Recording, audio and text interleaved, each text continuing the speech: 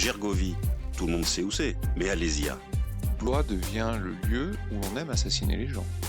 Depuis 1946, Cannes fait son festival. Mais 68, ce n'est pas que le quartier latin, c'est aussi Lyon, Bordeaux, Strasbourg. L'histoire de Soissons ne se résume pas à celle d'un vase. Tous les chemins mènent à Reims. Mais la victoire de Charles Martel a-t-elle bien eu lieu à Poitiers ?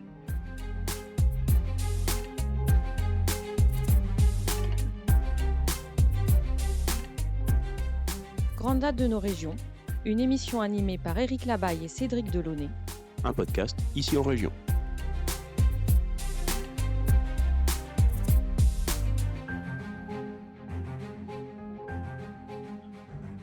Chers auditeurs, bonjour et bienvenue dans votre émission Les grandes dates de nos régions. Aujourd'hui, nous nous rendons à Saint-Tropez au XVIIe siècle. En octobre 1615, la tempête qui sévit en Méditerranée contraint 3 navires espagnols à se réfugier dans le petit port de Saint-Tropez. Sans être banal, l'événement n'a rien d'exceptionnel. Et pourtant, une fois les bateaux à quai, quelle n'est pas la stupeur des Tropéziens de voir débarquer des Japonais, et en l'occurrence plusieurs samouraïs. Mais que diable ces guerriers de l'Empire du Soleil Levant étaient-ils venus faire en Provence ? L'heure est donc à la stupeur, mais une fois passé le temps des découvertes mutuelles, cette rencontre que l'on pourrait sans exagérer qualifier de troisième type, inaugure une ère nouvelle, celle des relations régulières et des échanges entre les civilisations japonaises et occidentales. Un événement aussi symbolique que fondamental, sur lequel nous allons revenir avec Éric Labaille. Bonjour Éric. Bonjour. Saint-Tropez, on a l'image des gendarmes et de la gendarmerie, mais à quoi ressemble Saint-Tropez en 1615 ?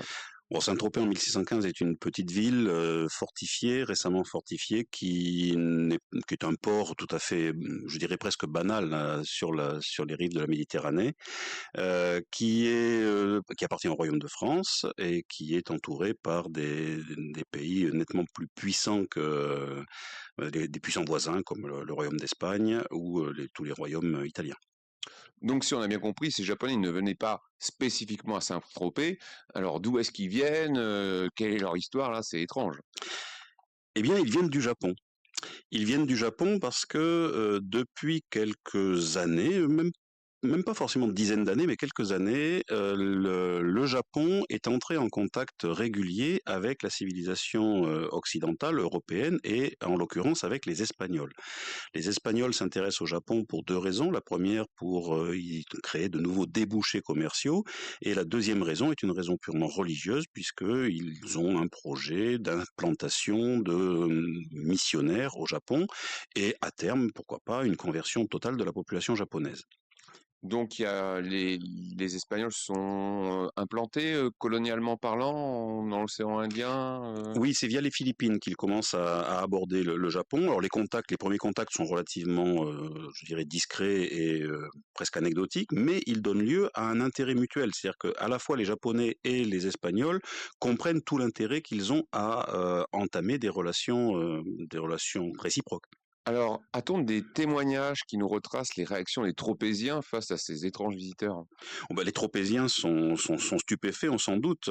Imaginez, nous sommes dans le sud de la France, dans une région qui certes est une région côtière, donc qui a déjà vu passer des voyageurs venant de tout le monde méditerranéen, mais du monde méditerranéen et pas au-delà. Et tout d'un coup, donc à la faveur d'une tempête, trois frégates espagnoles trouvent refuge dans le port de Saint-Tropez. Quelle n'est pas la surprise des gens de voir descendre une vingtaine de Japonais, dont plusieurs samouraïs. Imaginez les samouraïs tels qu'on se les représente, avec 2 katanas, avec la coiffure traditionnelle des samouraïs. D'ailleurs, j'ai quelques témoignages de Tropéziens qui n'en sont toujours pas revenus.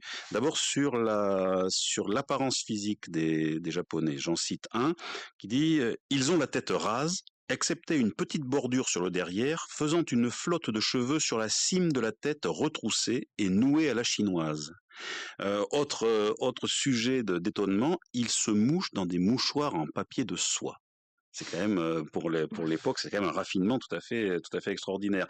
Et encore un autre témoignage qui dit que quand ils mangent, ils ne touchent jamais leur chair, sinon avec 2 petits bâtons qu'ils tiennent avec 3 doigts. Donc ils ne mangent pas avec les doigts comme les Européens pouvaient le faire à l'époque, hein. Je rappelle que la fourchette sera une invention du XVIIe siècle.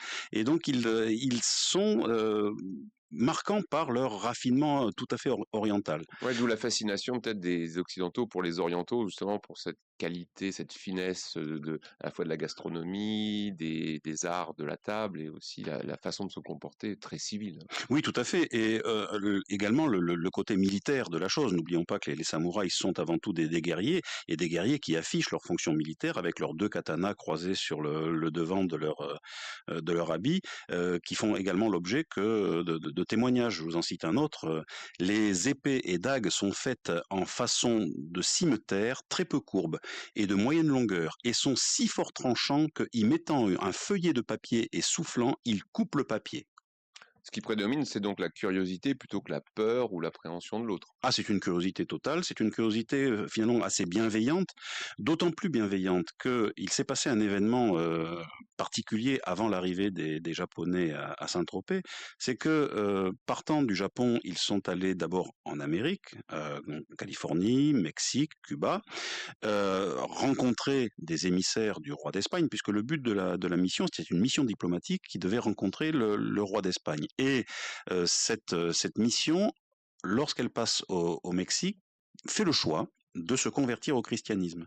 Donc ces Japonais ne sont pas totalement des étrangers, puisqu'ils sont inclus dans la grande famille des chrétiens au moment où ils arrivent à Saint-Tropez. D'autant plus que lors de leur passage en Espagne, à Madrid, le chef de cette mission, Hasekura Tsunenaga, s'est fait baptiser par le propre chapelain du roi d'Espagne. Donc on a un frère, finalement, un frère en religion qui débarque à Saint-Tropez. Donc l'étonnement est un étonnement, je répète, bienveillant.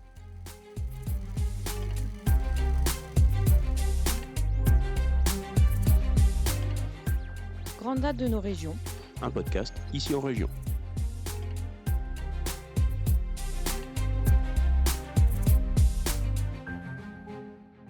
Et donc on en sait plus sur l'identité de ces Japonais, qui ils étaient, quelle était leur histoire avant qu'ils arrivent à Saint-Tropez. Alors, l'histoire de cette mission montre bien la complexité de l'histoire du Japon à cette époque-là. D'abord, le chef de la mission, Hasekura Tsunenaga. Hasekura Tsunenaga est un samouraï d'extraction moyenne. Ce n'est pas un grand seigneur, ce n'est pas un petit seigneur, il est noblesse moyenne, issu d'un fief situé au nord du Japon qui s'appelle Oshu. Et il a le malheur d'être le fils de son père. Pourquoi je dis le malheur d'être le fils de son père? Parce que son père a été condamné quelques années plus tôt pour corruption. Et la condamnation pour corruption rejaillit sur les enfants du condamné. Donc le pauvre Hasekura Tsunenaga, alors sachant que Hasekura c'est son nom de famille et Tsunenaga son prénom. Donc le pauvre Tsunenaga se retrouve chargé de la peine qui a valu à son père d'être condamné à mort.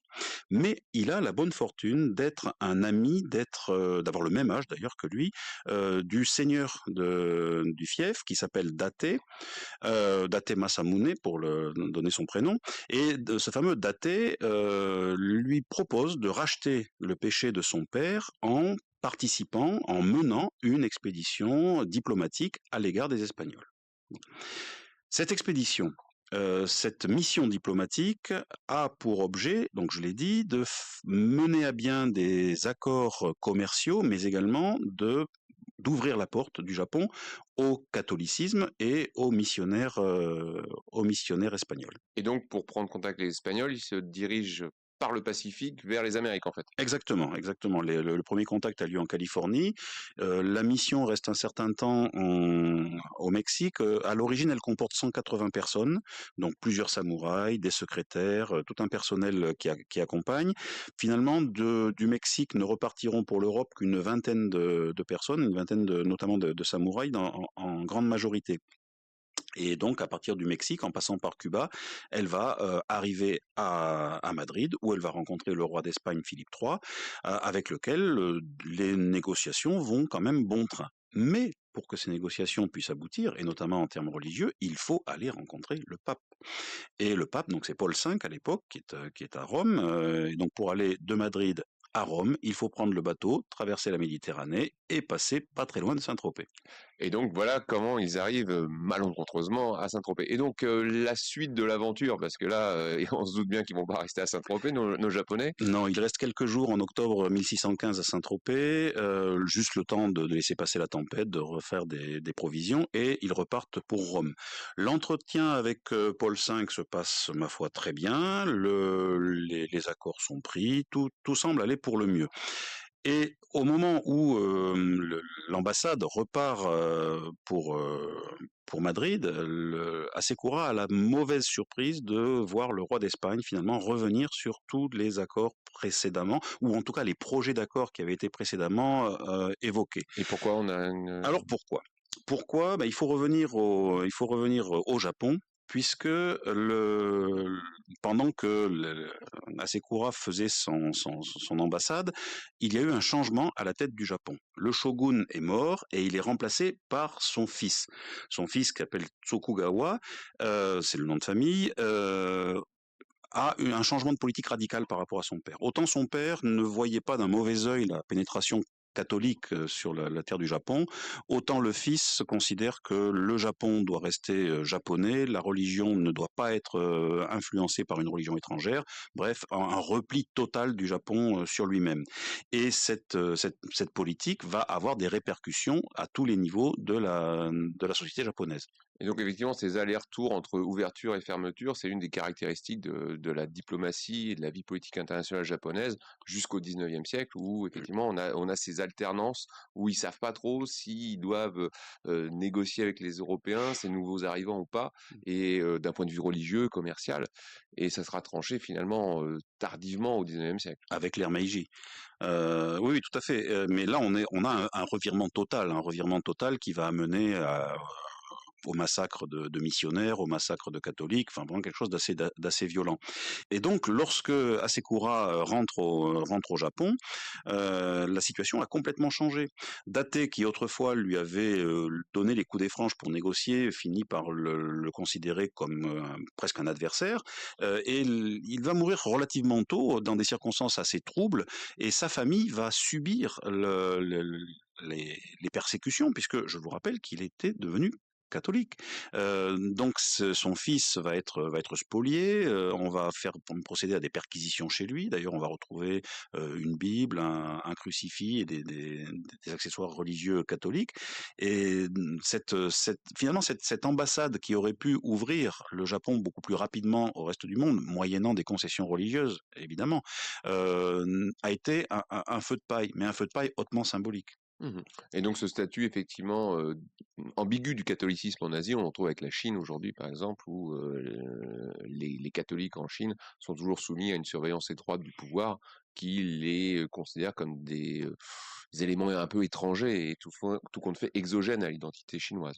Oui, c'est une constante qui va se doubler en plus d'une présence coloniale espagnole proche du Japon, puisque les Philippines sont à quelques encablures Tout